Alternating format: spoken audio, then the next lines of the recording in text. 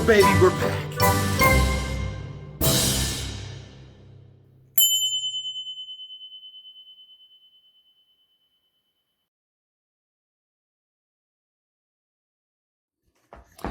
Hello, my pipples. Welcome back. Oh, man, you know, when I bought that van, the first thing I realized in it is it ain't got no spare in it. No, no, sir, it does not. So we're going to have to fix that. So it needs a spare tire. So I found a good spare tire on Facebook Marketplace. I got it for next to nothing. I mean, like a fifth of what it would cost me to buy a tire and a new wheel. So that was nice. You know, me, Mr. Budget guy. So I got that tire, but the problem is I don't have any way to mount it on there, and I don't want to leave it in the van because I'm about to take a trip to Texas in about a week, and I'm probably going to be camping in it a little bit, and I don't want a tire in there taking up a whole bunch of room. Besides all that, I can't have the tire in there when I go to finish out the interior of it too, so it's going to have to go outside. And the thing is I got to looking online at some of these tire racks, and first I looked at OEM stuff where I could, you know, mount the tire underneath the belly where it belongs, where it, you know, they put them on there at the factory. That's where you store them. And so I was looking at that, and by the time you get all the pieces and parts and everything like that, you're nearly $2,000 into it. So that's out of the question. That blows up my budget. I don't have a whole lot to work with to put the van together, so that wasn't going to be an option. So I started looking at some aftermarket stuff and found some pretty cool hinge mount ones, found some cool swing out ones where you can mount it into a receiver hitch. I'm like, yeah, that's all fine and dandy, but you know, they started at like $1,200. So I was looking for something a little bit more budget friendly, and then I found one online that's $700. Wow, and it was a very simple design too, very simple. And I'm like, yeah, I just can't. I don't feel like I can pay that kind of money for something like that when I got the capability to do it myself. So I'm looking at this design on this thing, and I kind of put two and two together, crunch a few numbers, and it's only like $150 worth of material. You know, of course, you know, I don't want to pay for the labor, but $700. Let me show you the design.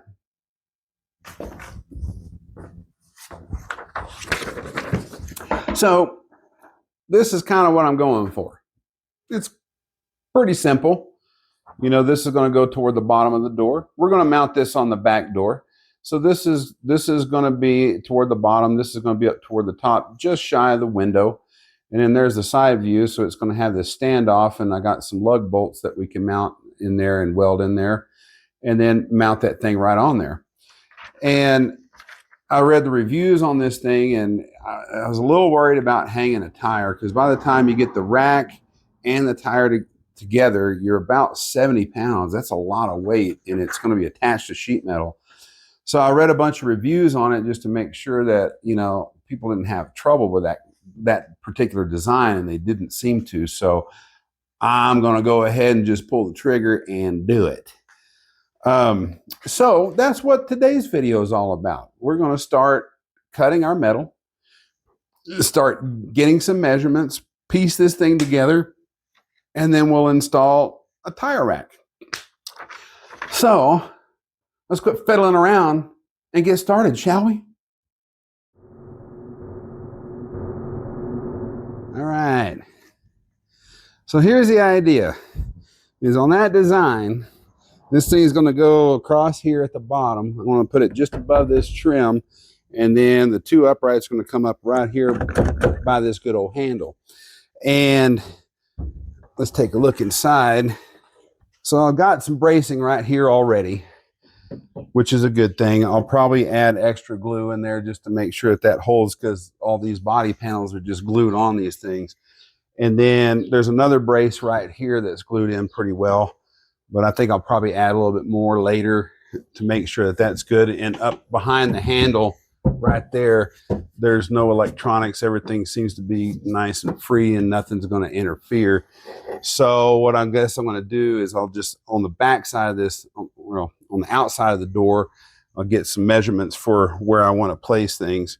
So I can see here, you can't see it, but there's a break in the body line on this thing where you can tell where the plastic starts down here at the bottom. So I know I need to stay up in this area. And yay, I get to drill through all this stuff that I put in here to make the panels quiet. So it's going to make my drill bits all gummy. Can't wait. Yeah. All right. So first things first, I'm just going to kind of get an approximation. Look on either side. I'm clear.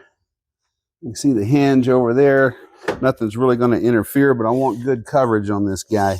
So let's see here. I'm kind of thinking, and I want it to really be able to spread out, because the one I looked at online seemed like it was kind of narrow, and I really want to just kind of spread everything out a little bit just to give it a little bit more room.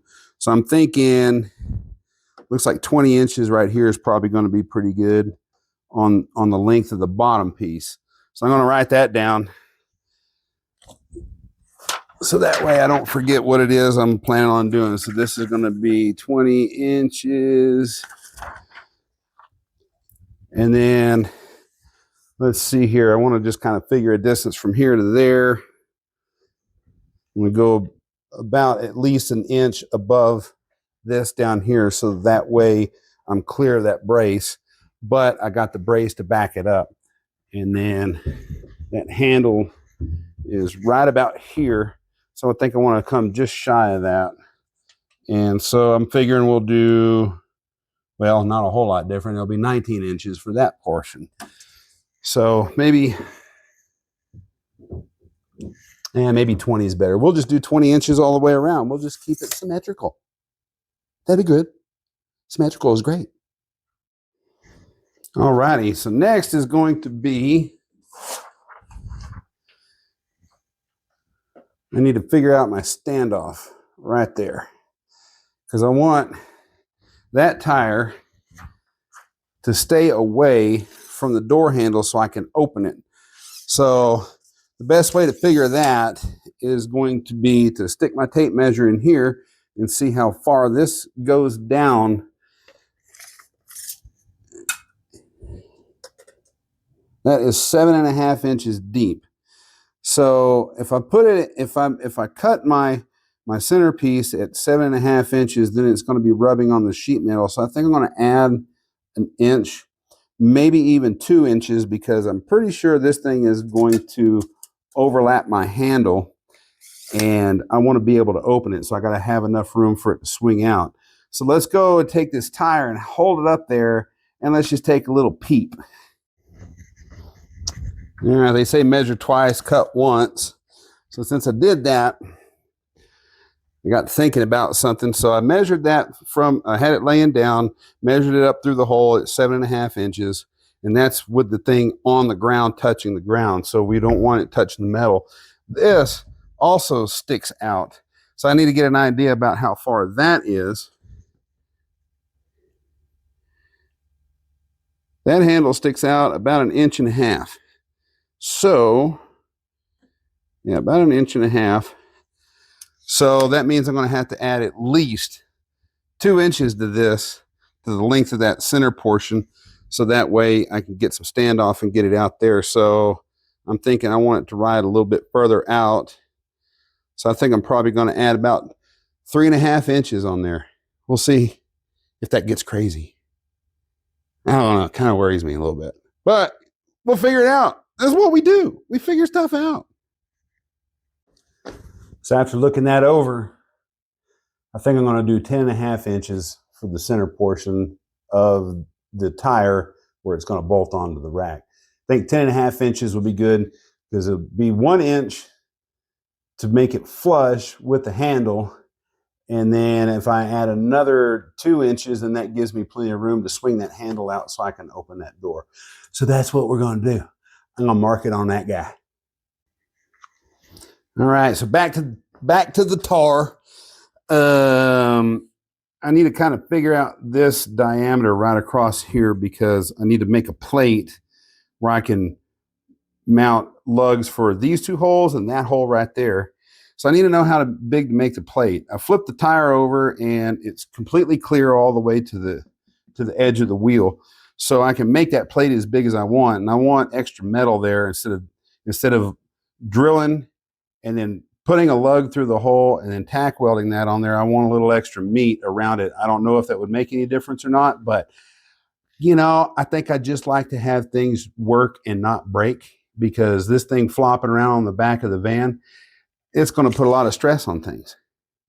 So I'm just going to measure that opening right there to be at around, looks like it's about 7 inches. So I'll probably make this thing about 9 inches in diameter, just to make sure that there's plenty of room for drilling and holes and such and so on and so forth. And so there we go. I got my drawing all updated. I just hope that these dimensions are going to work out and not get a little too crazy, because sometimes when I try to make room for things like that, I have a tendency to go a little bit overboard and it gets a little bit crazy, a little bit big. But we're going to see how this works out. I mean, if not, you can always cut it apart and do another one. But we don't want to do that. We want to try to get it right the first time.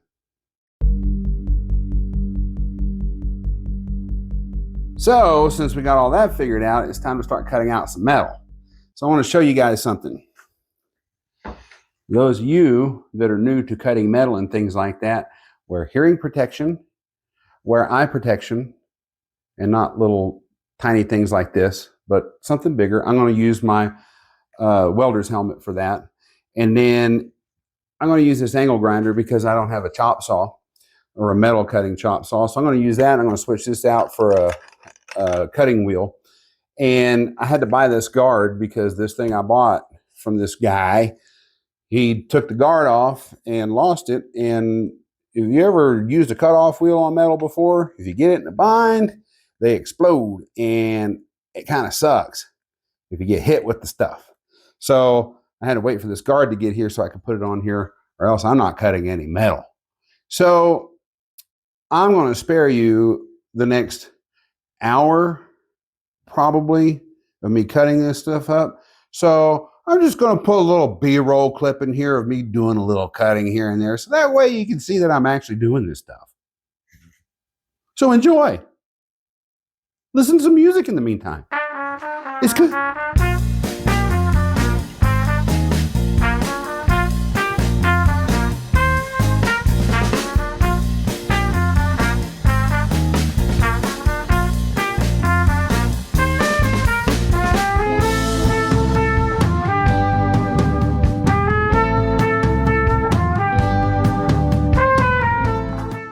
All right, I got the bulk of the pieces cut out. So now I'm gonna just switch out my blade or my wheel on my grinder, clean up these sharp edges so that way I can handle them without gloves.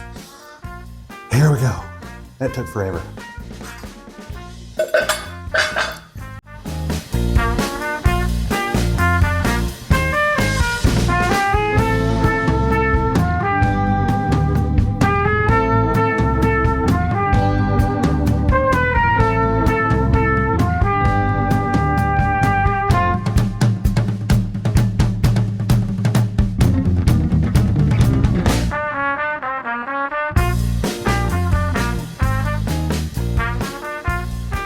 All right, had a little sleep last night. Kind of tired this morning. Had a little coffee. We're going to try to weld some stuff up anyway. So let me show you what I'm going to do. Alrighty. So the idea is this is going to be the bottom thing here, like that. And then this is going to go like that. And then this one's going to go like that. Right there. Preferably a little bit more centered than that. And then I'm going to make some square tubing out of these pieces here, which is going to come in like that. And then the plate's going to go on the end. So that's kind of the idea here. So I'm going to weld up the majority of this stuff here, make this first, and then that way I'll weld this to these two pieces and then weld it to the bottom. And then we're going to work on the plate after we get the main part done.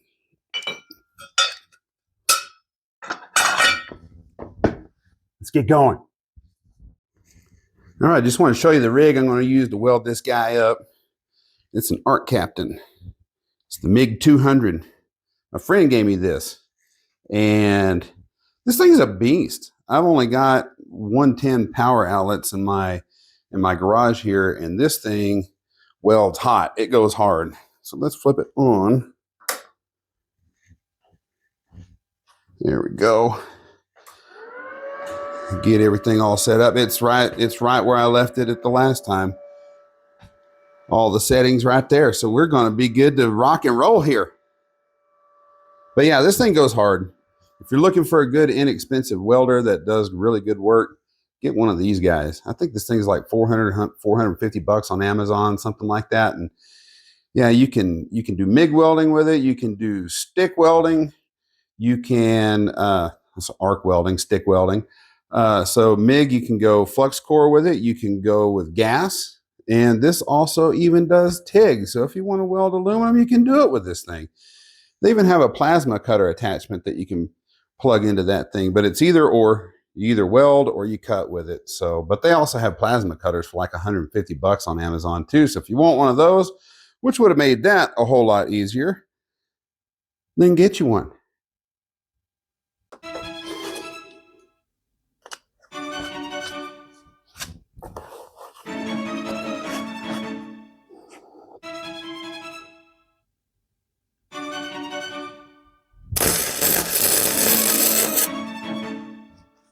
I'm not the best welder in the world, and that's the downside of using flux core is the slag that it creates. It's very messy, but still trying to get used to this welder. All I've done is really test it out, so my beads aren't clean, but I'll grind all that out.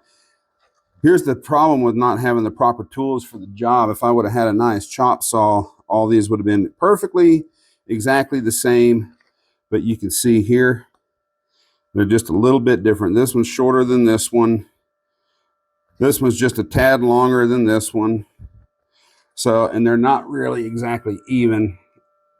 So once this has cooled down a little bit, I got to clean up all the welds, and I got to try to grind this off to be a little bit more square, because I don't want to try to fill in a whole bunch of big gaps with a weld. And on the inside,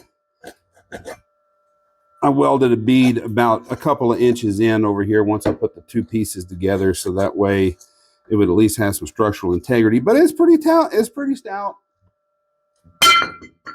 It didn't break, so we're good. Alrighty, so this is the idea. This isn't all welded together just yet, but this is the idea. And then this little plate's going to go on there, and then have some spindles on there, or some lugs, so I can mount that tire. So what I want to do at this point is I need to figure out how high up I want to put this, or how low I want to put that, because this has got to be able to clear the bumper. And this is going to have to go between the handle and the logo on the back. And it's got to go up high enough so that way I can get it above that other support. So this, I got to figure out where this guy is going to go here. So I'm going to go get a measurement of this for the width and the length, or the width and the height. And then I'm going to figure out where this is going to get placed. And I'm going to measure it on the back of the door. Does that make sense? It will here in a minute. I promise. Maybe. We'll see.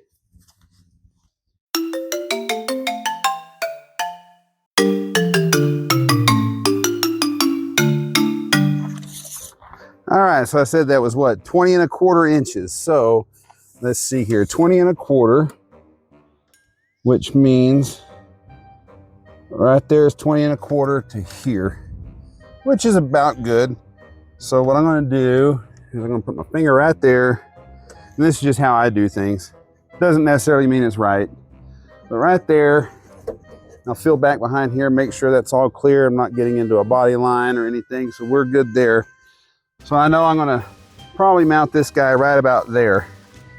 And so let's see here, 14 1/2 inches is to the bottom of the tire, which is this distance right here. So I need to figure out where that spindle is going to go. So I want to figure 14.5 inches off of that bumper, but I want a good, at least a solid inch, maybe 2 inches clearance. So I'm thinking if I go 18 inches up right there, that ought to be a good place to mount that. So if I want to go this way at 20 1/4, that's going to put that guy, let's see, I'd rather have my weight up high, pressing in down low. So I think we'll probably go, we'll go center. Let's see here, we were talking about right there. So center, I think I'll take it about 8 inches down from the top. You know what, I think 7 would be better, because right here, I'll mark that 7, that's 14.5. That'll effectively put the tire right about here. So that's pretty good. We could go a little bit lower, so maybe 7 to 8 inches, somewhere in there. That's what we're gonna do. Yeah, that was a lot of rambling. It's just kind of eyeballing this stuff at this point and making sure stuff's gonna clear it. All right, now that I got that figured out, I want to try to find my center point here, so that way I know how far to move everything in, and then mark all my stuff, because then we'll go ahead and just weld all this stuff together. Let's see here. So we know this is just shy of 20 inches. This wound up being 19 7/8. So 10 inches is almost center. So I need to go right here.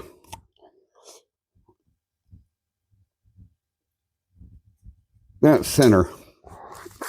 And that's kind of where I'll get everything going. So we were talking about 7 to 8 inches from the top, which is about where it is right there.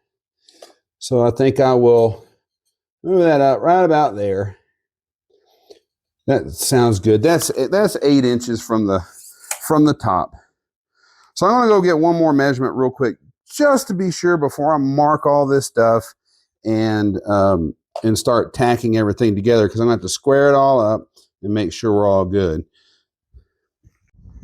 All right. All righty, got everything squared up. We're gonna tack it into place, and yeah, here goes.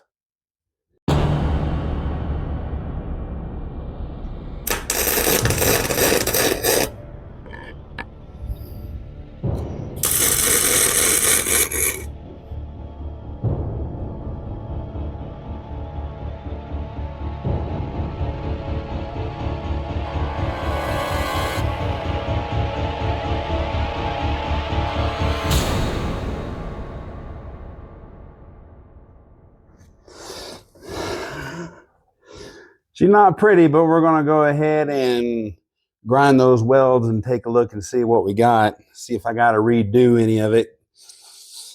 Yeah. Never claimed to be a professional welder, and there's a good reason why. Just look at that. Ew. All right. The main part's all welded up. It's not pretty. Never claimed to be a pro welder, but it's functional. So before I go any further, I want to just look, and I'm not going to touch this to the van. It's going to make a mess, but I'm going to just kind of hold it right there, make sure I'm good. And that looks like that's everything I want it to be and where I want it to be. So now we're going to go play with the plate for the front. So let's go check that out. While I'm standing out here, look at that. Looks like we got 2 new fires. One right over there, and then one right over there. We just got one fire put out right over there. That's at Fort Carson. That one was about 7,600 acres it burned. Now it looks like we got 2. That right there is on Fort Carson property. That one, I'm not sure where that one is. That's out toward Colorado Springs. But yeah, it looks like we got some new fires. And I see another one popping up right behind that pole over there. So yeah, it's been really, really dry here. And normally we get snow several times during the winter. Not this year. No, this year we got one good snow and it is dry, dry, dry. So it is going to be a rough summer this year. The whole state's going to burn up. But if you look over there, that mountain right there is Pikes Peak, and that normally has snow on it. Normally we don't see the snow disappear until probably the end of July, around August. And that's even crazier too, because yesterday was Easter. So I just thought I'd throw that in there, considering I was out there sizing that thing up on the door and looked over there. I was like, oh, more smoke. Yay, that's all we need. So let's get back at this. So wait till you see what I figured out how to do to mark this plate. It looks like it's going to be kind of dumb, but hey, if it works, is it still dumb? Let's see. So here's my idea. I put this tire up on those two buckets, and we're going to drop this plate down in there. I know you can't see the plate. I'm going to do that and then go underneath and mark the holes. But first, I want to find my center point. So that way, where the hole is for the hub, I can see where it's marked across there. So I just want to get a quick measurement. Of course, that's not big enough of the size of this plate. So this plate is 8 7/8 both ways. So I'm going to find my center point. So what? 8 7/8 is just darn near 9 inches.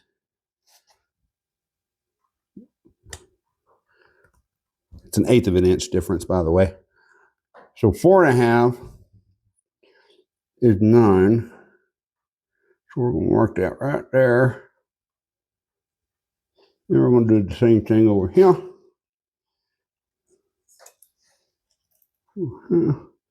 Right there. So I've got my center point there and there. We're going to find where these two cross paths. There.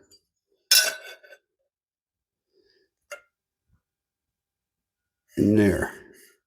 So there we go. Now I got center marked on there. So I'll flip that over. So the idea is whenever I do this plate, I want a lug here, here, and here. So that was going to coincide with those. So I'm going to lay this thing in here. And I'm going to kind of line up these corners into these holes a little bit. And then I'm going to go underneath. Once I do that, square it all up with that center mark. So the best thing to do in this situation, really, and I don't know of a better way to do it. So if you do, let me know. So that way I can do this on the next one. But I want to center this real quick, and then I'm just going to mark the holes underneath there. So I got my X that I made, and there was that one hole in between the two lug holes that I wanted to line up to. So I'm going to make sure that's lined up. And then I'm simply going to mark my holes.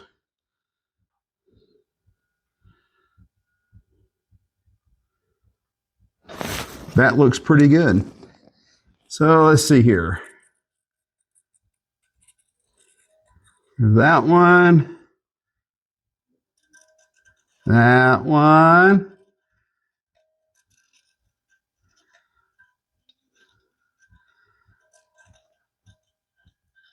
There we go. And then this one here. I'm going to remark them just to make sure I got them good. And it's like so. Let's see what that looks like.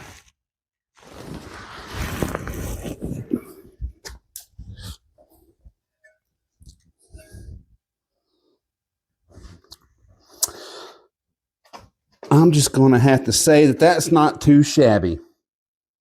It doesn't look like it's perfectly centered, but it's darn close. At least this way too.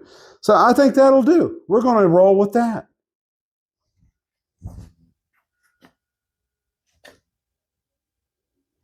So here's where I'm about 95% certain I'm going to have a problem. Lug nuts are closed on the ends. So that means they only go down so far. I got this much thread right here. This is where it gets pressed into the hub. And so I have to make up this distance here because the metal on that tire is about as thick as the metal on the rack itself, this plate. So you can probably see that. Let's see if I can do this a little bit better. You can see I got about that much sticking up off of there. That's going to be sticking through, and I have to make up all this distance from here to here. And so that's going to create a little bit of an issue because you want to have more thread sticking out this way so that way you can tighten the nut down into it. So when I put these in like so, that tire is just going to be wobbly and floppy. So I got a couple of options. I can put some sort of bushing here and here and here to push the tire away.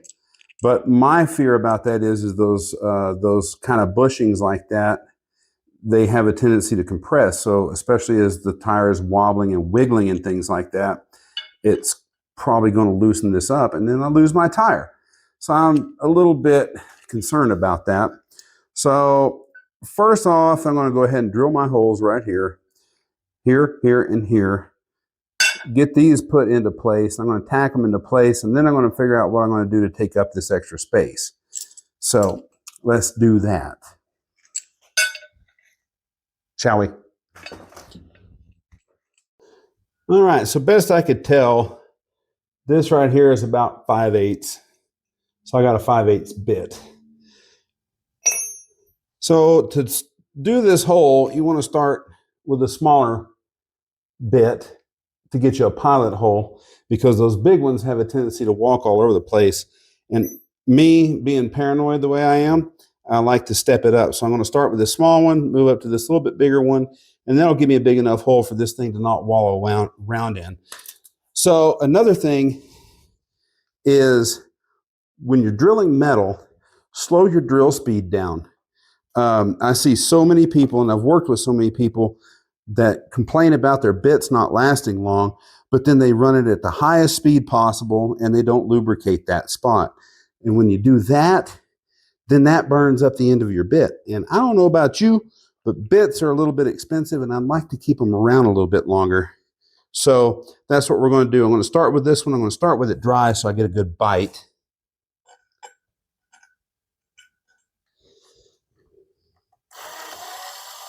And just go slow. There we go. I'm starting to see metal curling.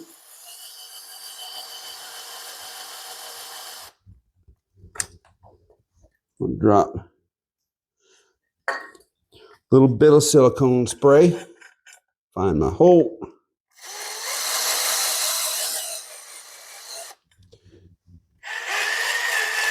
You get good pressure and let it go slow.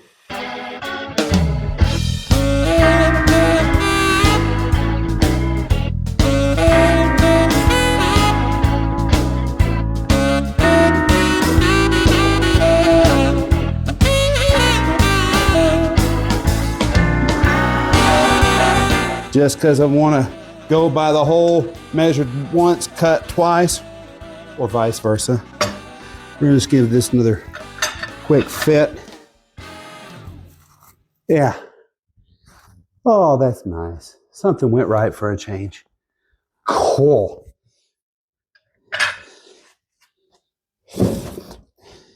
So now I'm going to just kind of tack weld these on the back and then see what we get from there.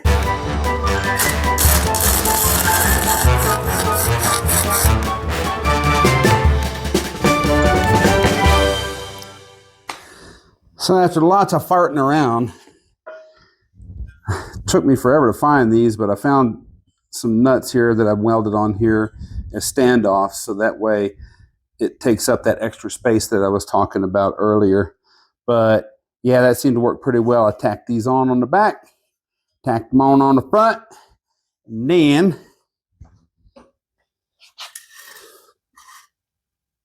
she fits pretty darn good if I do say so myself.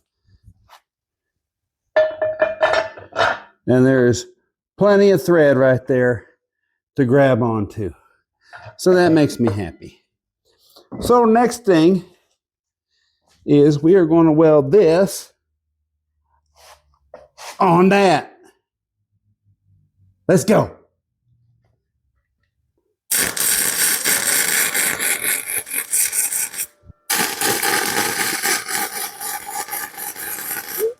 Now we'll just weld the bead all the way around that thing.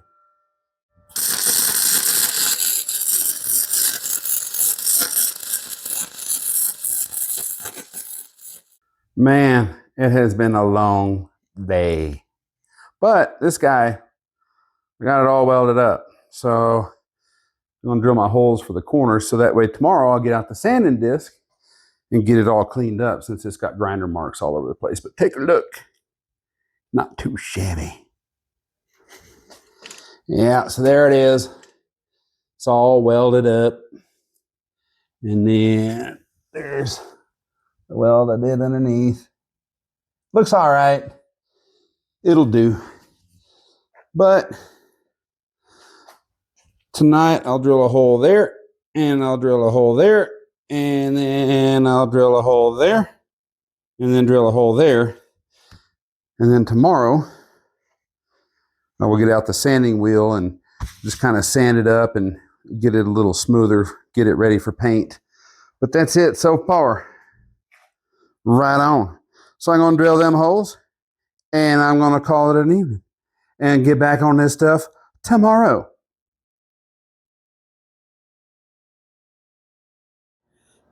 Hey, fella babies. So last night I got it all finished up as far as the welding is concerned. Kind of gave you an overview of it yesterday, but there you go. Got some holes drilled up top, and I cut some flat bar so I can put across there like so. And this will allow the weight to distribute a little bit better across the sheet metal. It'd been nice if my holes were a little bit more square, but you know, it's DIY. Who's going to be putting a tape measure on this thing? Probably me. Anyway, I'm going to put the little sanding disc on my grinder, clean this guy up a little bit, wipe it down with some acetone, and hopefully, if it stays light out and long enough, I'll get a coat of primer on it tonight. But we'll find out. Let's see how long it takes for me to get this thing all sanded up. I guess we'll get cracking on that. Burning daylight. All right, so we got this little guy. We'll sand it all up for the most part, just to kind of clean things up a little bit. So before I go to prime this, I like to wipe it down with a good dry cloth first, just to make sure I got all the dust and stuff out of it.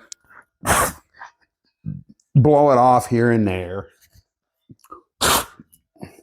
And then I'm going to wipe it down with some acetone. That'll remove a bunch of the oil and stuff off of here from whenever I was drilling on the holes, especially on my little washer pieces, because those were very small. I need to get my brush again. I missed a spot.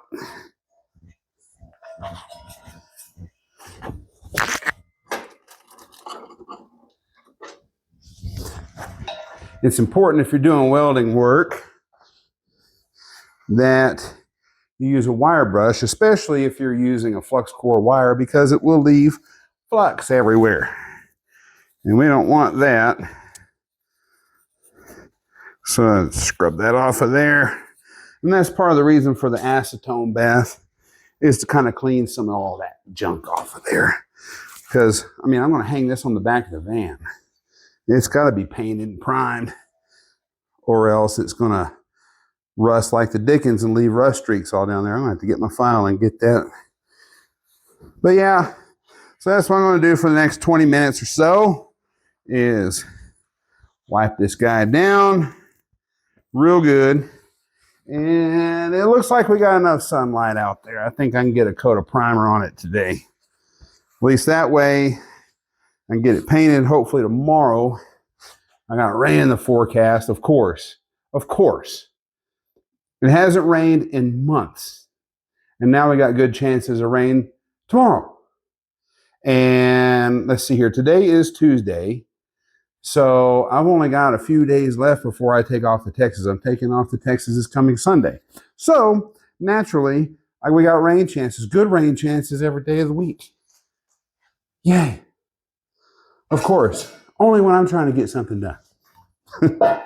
So, and just remember, get you some nitrile gloves if you're going to use acetone on these things, because this stuff, it's all right to have it on your hands a little bit here and there, but you don't want to just sit there and soak your hands in it. So I want them to go get some gloves and wipe this thing down. So as soon as I get done with that, we'll go set up and prime this bad boy. All right. It's a little breezy. I'm hoping it doesn't get too windy, but we're going to use a little bit of this self-etching primer. Prime that, give it a few minutes, flip it over and do the other side.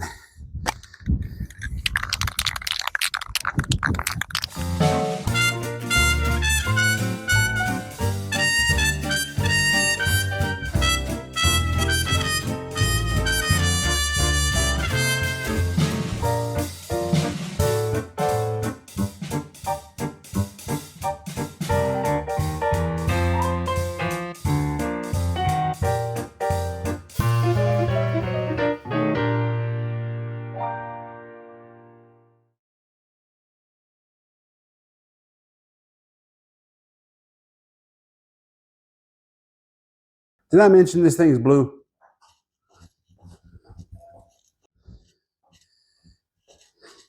Yeah, she's not quite dry enough, but that's okay.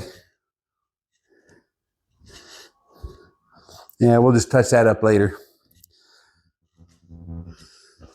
We're just going to go ahead and touch this guy up now. So I just took a soda can upside down and just spray a little paint in there. And then we'll just kind of give this little dab in the spots where we wipe the paint off, trying to get it in here. And that'll be just sufficient. Like I said, this thing doesn't need to win any kind of awards. It just needs to be functional. And it's going to be hidden behind a tire. So what difference does it make? Let's see here. I think that's really about it. I think that's the only spot that really got messed up. But just for grins, we're going to put some down in these old dirty old welds just to make sure that they're sealed off and I don't get a bunch of rust dripping all over the back of the van, because rust is bad. Okay, rust is bad. We don't want no rust on that van. Okay, it's bad.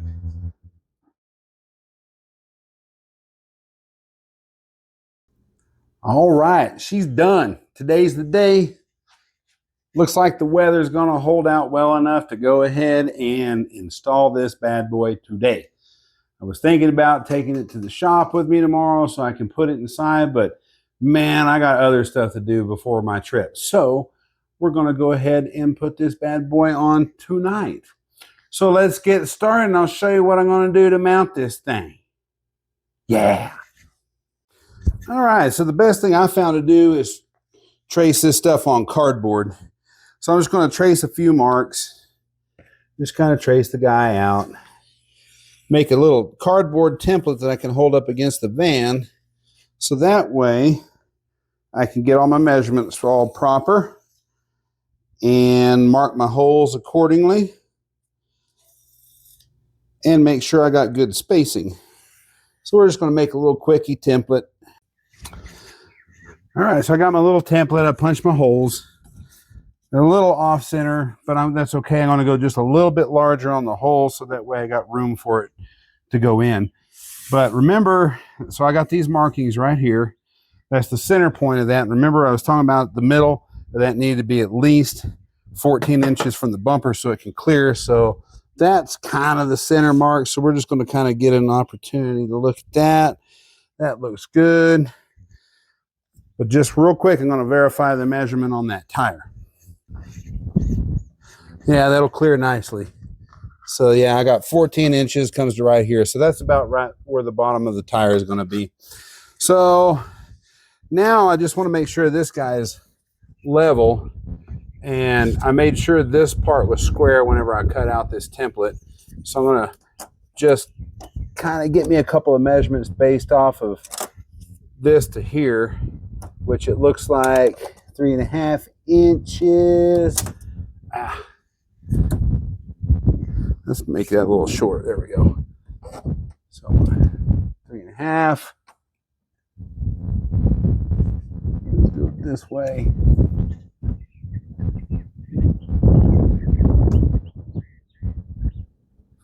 That's pretty level.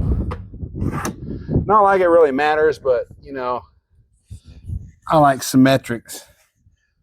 So that's good there. I'm going to go ahead and put a piece of tape on here so I can stick it when I get it where I want it. And they say measure twice, cut once, right? So that's what we're going to do.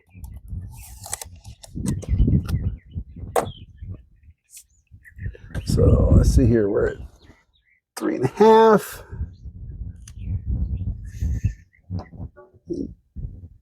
3.5. So I'm going to give this a little even tug because this is bent here and going into this body line, and that will throw my holes off if I don't straighten that out. So I'm going to straighten that out, make sure it's good and straight, tape this guy down so I can mark my holes.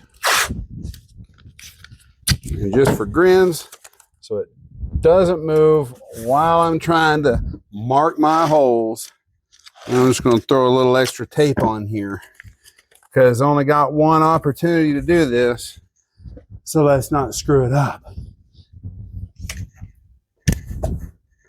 So now I'm just going to mark my holes, and I lined it back up to make sure I was center. These guys are a little off center, so I colored the edges so that way I can find my center point. And I'm just going to put a dot right in the middle.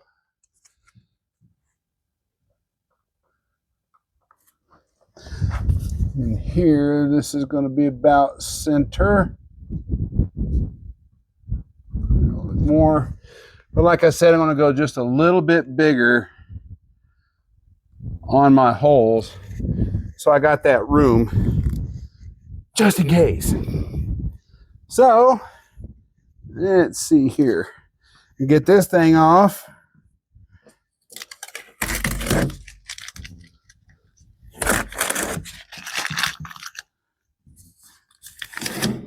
And when I placed this already, I went on ahead and just made sure that I'm clear of anything on the inside. So we're all good there. Now I got my holes. 1, 2, 3, 4. Well, got my marks. And I walked off and left my drill, so I'm going to go grab that. So I'm paranoid about rust for starters. So I'm going to put a little tape in here, little Gorilla tape. Just going to lay it down in there so it can catch my shavings. I'm just going to kind of tape it up to there. I'm going to fold it over and I'm going to roll it out a little bit so that way it catches my metal shavings inside, because any little metal shavings that are hanging around in there, they're going to be potential for rust, and that's bad. This part makes me nervous. Yeesh. Now we're going to drill holes. And when I drill holes in sheet metal, it's always good to use a step bit. A step bit looks like that, and it's got markings on there for what size each step is. And this one we're going to go on a 7/8 hole, and a 7/16 7/16 hole, and I'll probably step it up to a 1/2 inch to give me that little extra wiggle room. So that way, if I was off just a tad, my bolts will still go through the holes without them catching. Let's do it. Here we go.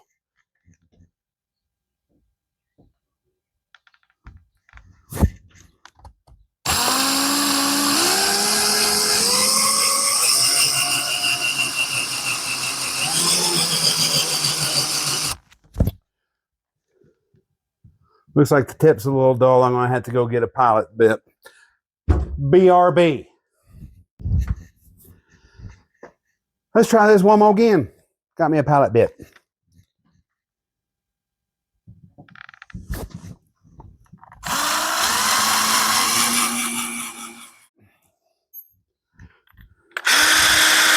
Make those holes bigger. Now, like I said, I'm going to step it up to 1/2 inch.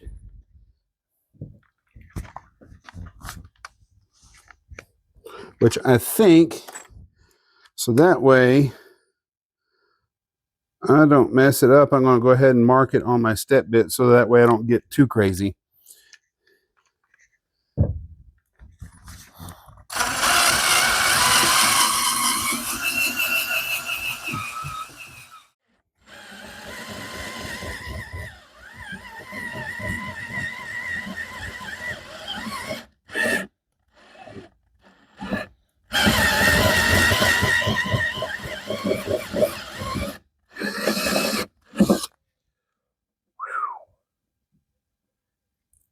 See, I wasn't thinking first.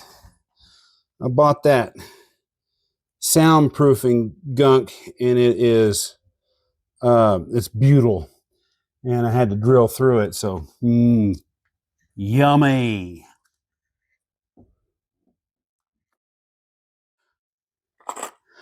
So I'm going to prep this out and get it ready to hang on there. I got these cool little urethane bushings here, and I drilled them out. So I have to kind of screw them on a little bit, which is fine. I want a good tight fit that's going to hold all my bolts onto this. So that way when I go to put this in there, all I got to do is put my washer, my lock washer, and my nut in the backside.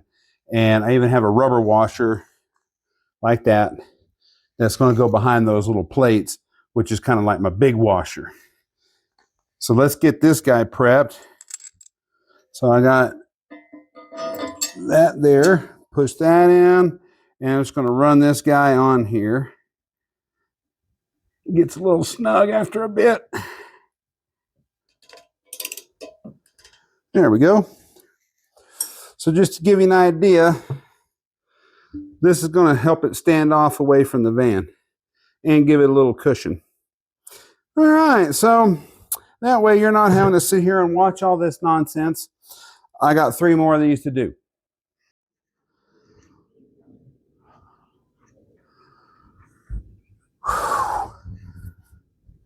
We almost had a problem. I got it in there, but it wasn't, I had to finagle that a little bit because my hole was off a little bit up here or down here. One of these 2 holes was off. So I had to kind of work it in there and really cram it in there. But it's on there. And luckily I don't need an assistant to hold it because it's gripping tight because the holes are off a little bit. I'm glad I went on ahead and went up to the 1/2 inch on that. So what we're going, oh man, that's still wet. That's a bummer. I put a little silicone in here so it has some kind of standoff, but I think that silicone's a little old. I did that this morning before I left work. So it's been on here 10 hours and it still hasn't dried. So we're going to have to do something about that. Anyway, so what we're going to do now is I'm going to put those plates on the back side of this thing. I'm going to open this up so you can see it all. And then I'm going to seal it all up too. I want all these holes good and sealed.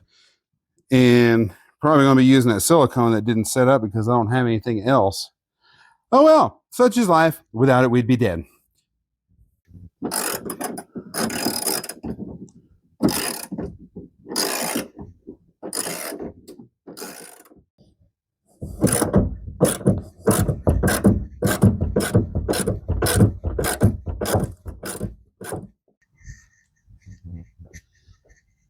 Starting to get nice and dark now.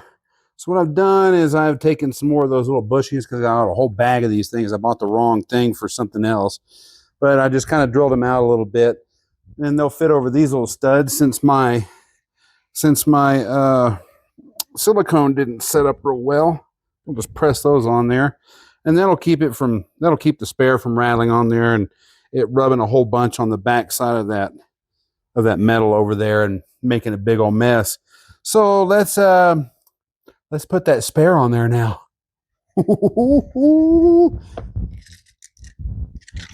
We're almost done.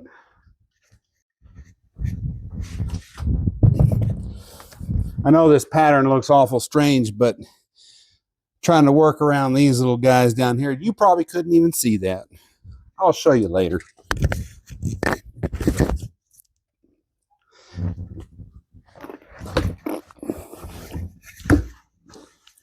Thing's heavy.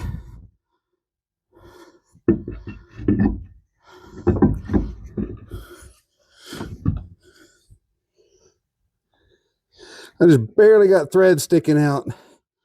I might have to modify this thing.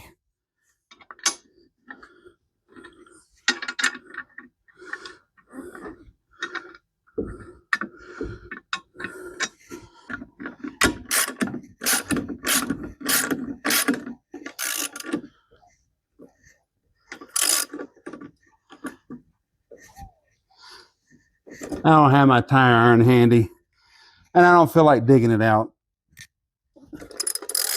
So we'll crank it out with this. Come on, there you go.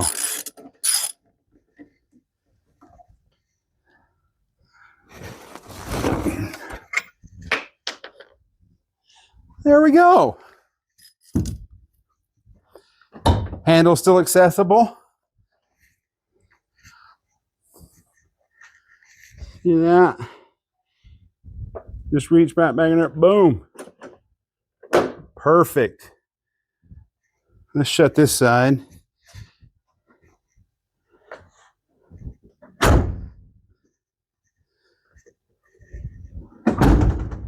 Ooh, boy.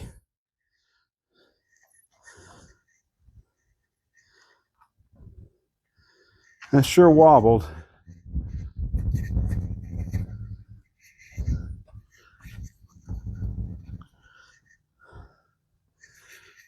Now, like I said, I got this design off of one that's on the internet. That's got some wobble. And that's the sheet metal doing that.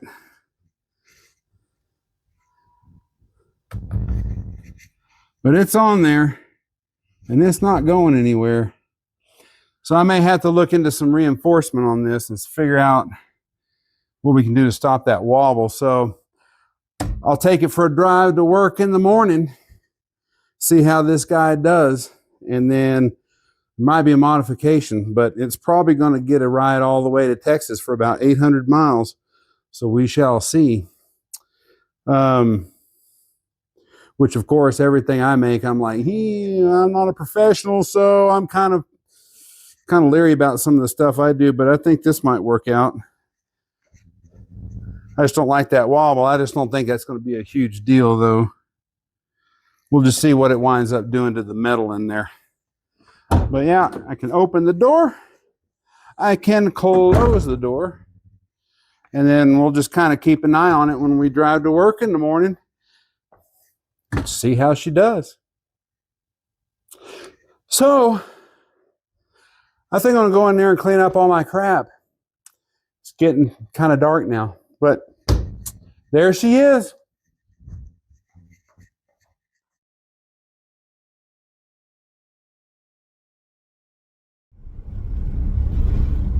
Alrighty. We're giving it the test. We're seeing if it's going to fall off or wiggle. I did go out and modify it a little bit this morning. I put some blocks in there to kind of help it out a little bit.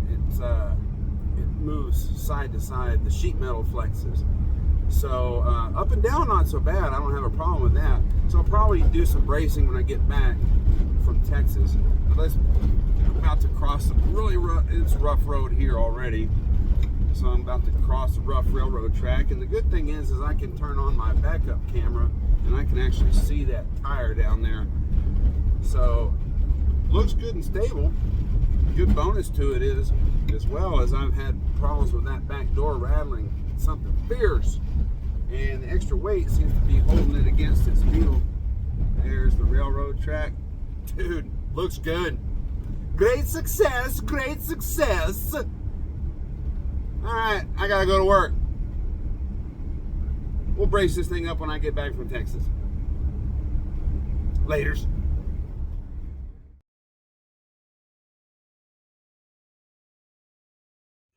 So, final thoughts on this guy. Just got done with a 1,500-mile round trip to Texas and run around Texas and back. Guess what? It was a success. The tire's still there. I promise that's the same one. Anyway, final thoughts on it. Things I might change. Things I should have done differently. Here we go. This still has the wobble like we were talking about before. So I'm going to do some bracing in here to stop the wobble, because after I open and close the door 1,000 times, it was kind of a pain to hang on to the tire to make sure it's not flopping around, because I'm worried it's going to bend and warp the sheet metal here, but it hasn't. Honestly, I could leave it alone and it wouldn't be a big deal. I mean, after all, I saw the design online, complete with a picture of a guy standing on the tire. It works. It absolutely works. But if I would have done this design a little differently, I should have done this bottom support a little bit longer to come out to here, to take advantage of the structure of the door and what makes the door solid. That's what I should have done if I would have done this design. However, I was lazy and used a different design I saw because somebody already did all the hard work for it.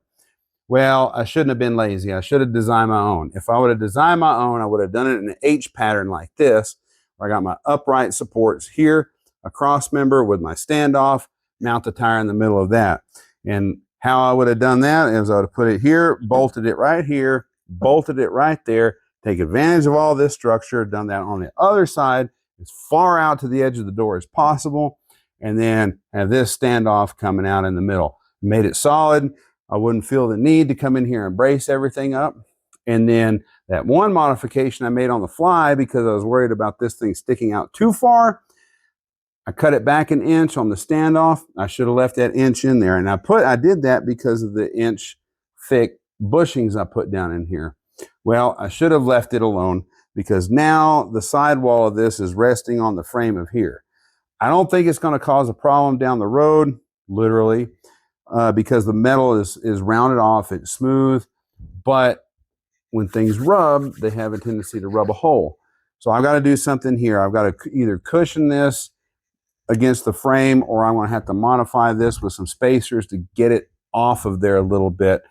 So I'll be playing around with that as time goes on, because I don't want to be out in the middle of nowhere camping, have a flat, and then can't use this because it's got a hole in it. That defeats the entire purpose of it, right? So there's a few things I would probably change on this particular design. Yep. But anyway, you're probably wondering about my trip to Texas. It was a good trip. I had planned on making a video for you guys on that, but the wind got kind of blown out of my sails on that one. I got down there, got some bad news about some family, and it really just kind of took it out of me. I didn't want to do anything creative, but I was glad I got to see all my family. I enjoyed my visit with my mom and dad. Big Al and I, we camped out in the van right out there in the middle of the driveway because the house is small and wasn't room for us, so it's all good.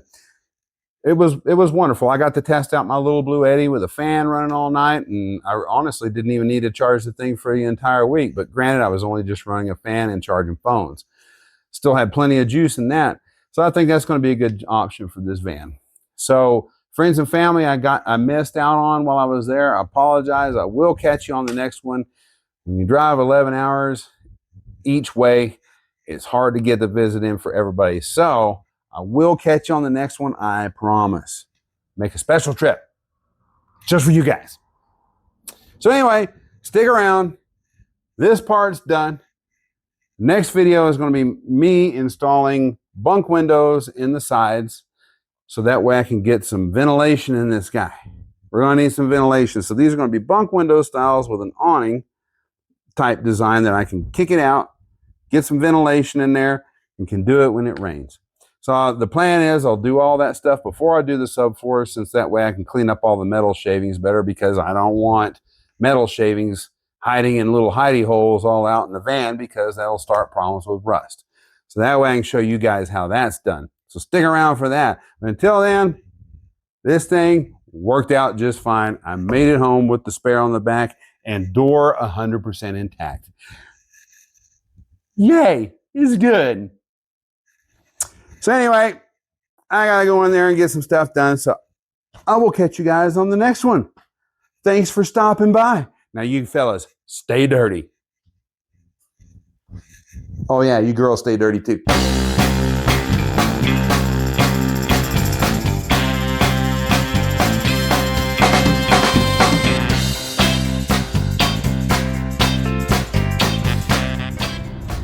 Well, hey there, dudes and chicks. We are on our little road trip to Texas to go see some friends and family. Maybe do a little camping while we're there, I don't know. I got the old Big Al with me here. He's zonked out, take a look. Yeah, totally zonked.